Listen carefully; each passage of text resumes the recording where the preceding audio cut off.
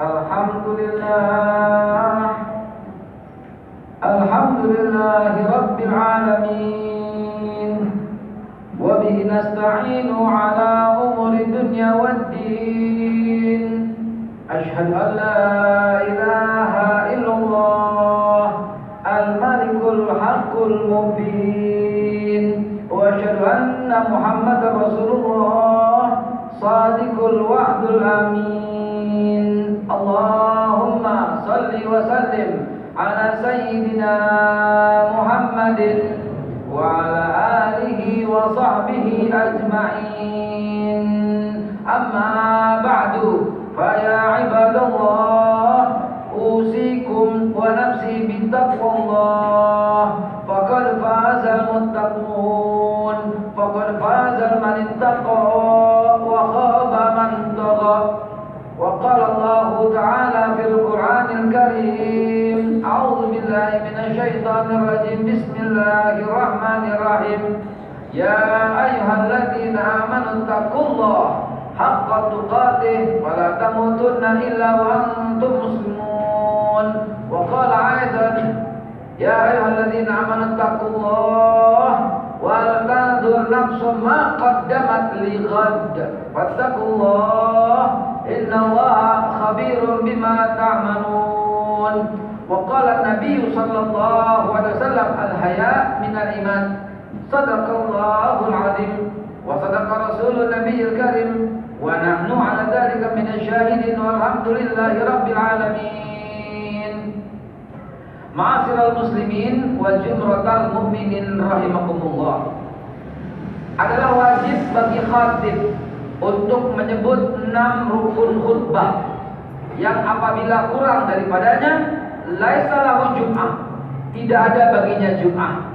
Karena itu penyelenggaraan Jumat yang baik dan tertib dan sesuai dengan sunnah dan ajaran merupakan persyaratan mutlak agar setiap Jumat penyelenggaraannya sempurna, setiap Jumat menjadi manfaat, setiap peringatan menjadi berkesan, dan insya Allah dari Jumat ke Jumat mendapatkan ampunan dari Allah Subhanahu wa Ta'ala.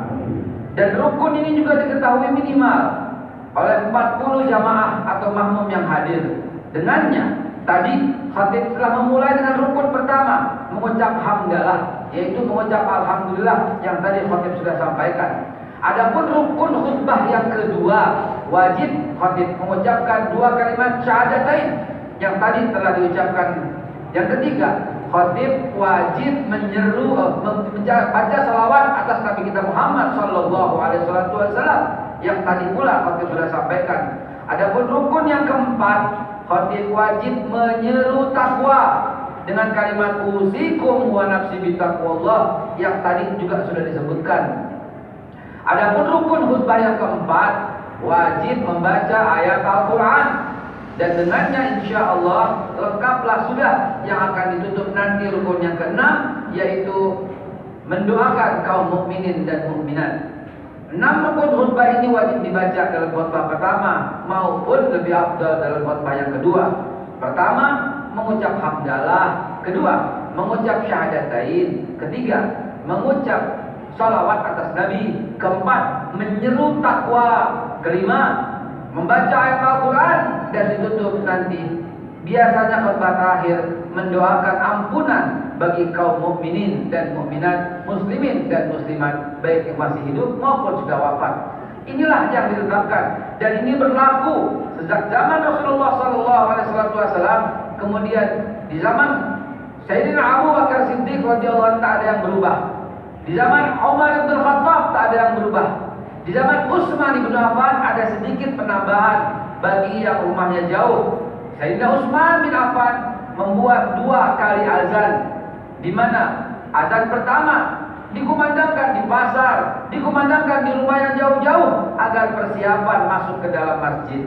Adapun tidak berubah sampai dengan masa Sayyidina Ali bin Abi Thalib, sampai pada masa Bani Abbasiyah di tahun 1187 ketika fitnah luar biasa hebatnya, ketika fitnah antara Syiah, Sunni dan sebagainya maka dalam khutbah yang kedua biasanya khatib menyebutkan nama wa Khalifatu Abu Bakar Siddiq, wa Umar bin Khattab, wa Utsman bin Affan, wa Sayyidina Ali bin Abi Thalib.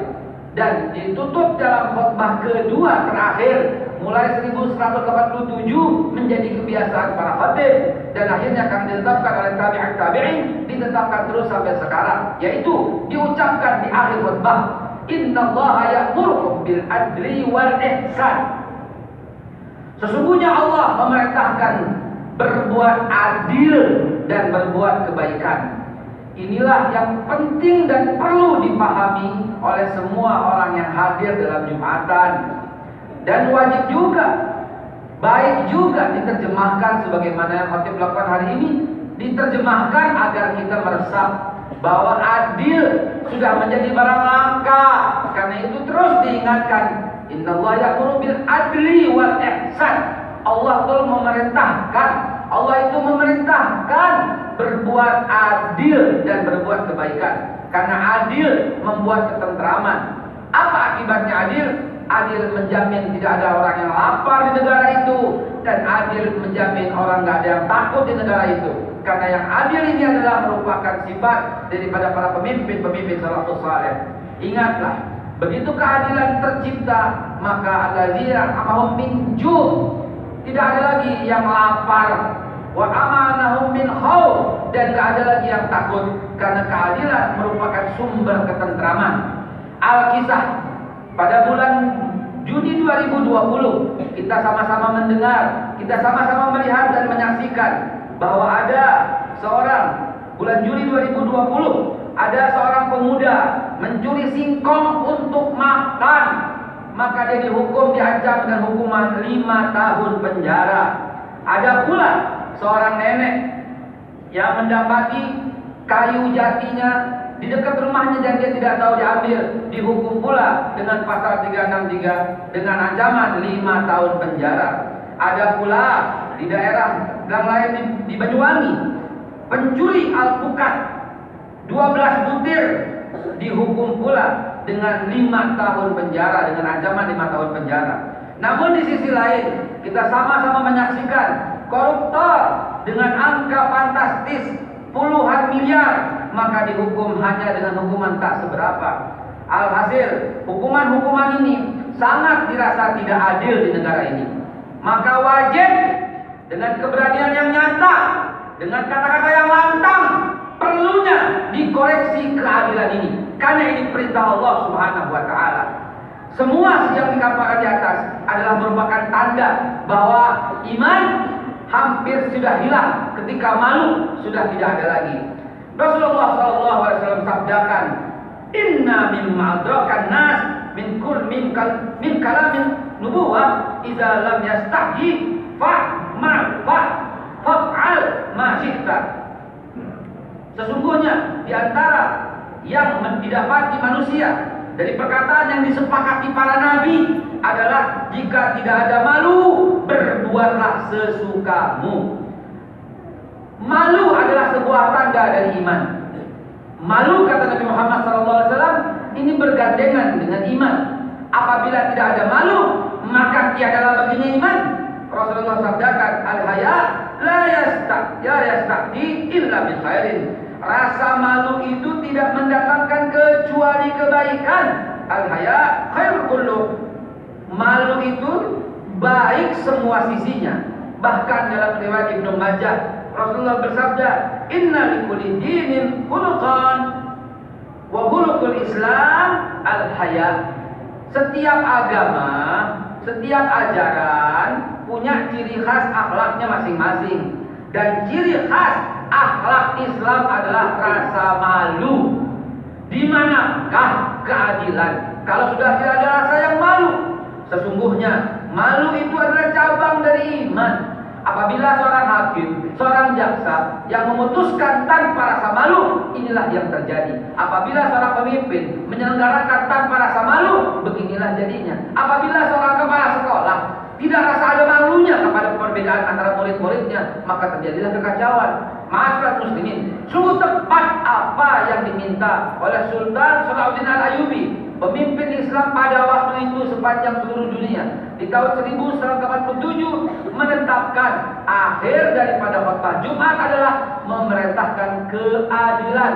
Innallah ya'muru bil adli wal ihsan.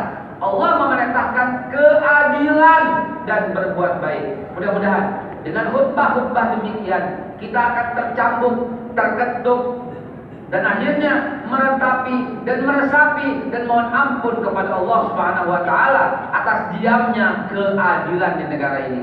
Pantaslah kalau hari ini kita berucap innalillahi wa inna ilaihi raji'un, telah hilang, telah wafat keadilan di negara ini. Barakallahu li wa lakum fil Qur'anil Karim wa nafa'ni wa iyyakum bima fihi minal ayati wa dzikril hakim wa taqabbal minni wa minkum tilawatan innahu samiul alim. Aqulu qawli hadza fastaghfirullah li wa lakum wa li sa'iril muslimin wal muslimat wal mu'minin wal mu'minat fastaghfiruhu innahu huwal ghafurur rahim.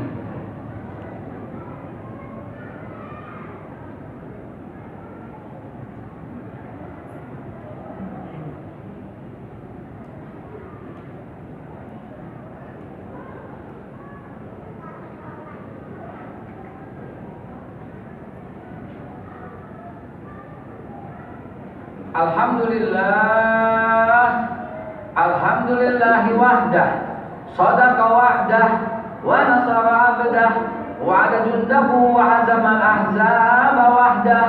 La ilaha illallah, ashhadu an la ilaha illallah wahdahu la syarika lah, wa ashhadu anna Muhammadan abduhu wa rasuluhu la nabiyya ba'dah. Allahumma salli wa sallim ala sayyidina wa habibina wa syafiina wa maulana wa zurina wa qurratu a'yunina sayyidina Muhammad ibn Abdillah wa ala alihi wa sahbihi wa mawalah. Thumma usikum wa nafsi bitaqwallah faqad fazal muttaqun fattaqullaha mastata'tum fattaqullaha.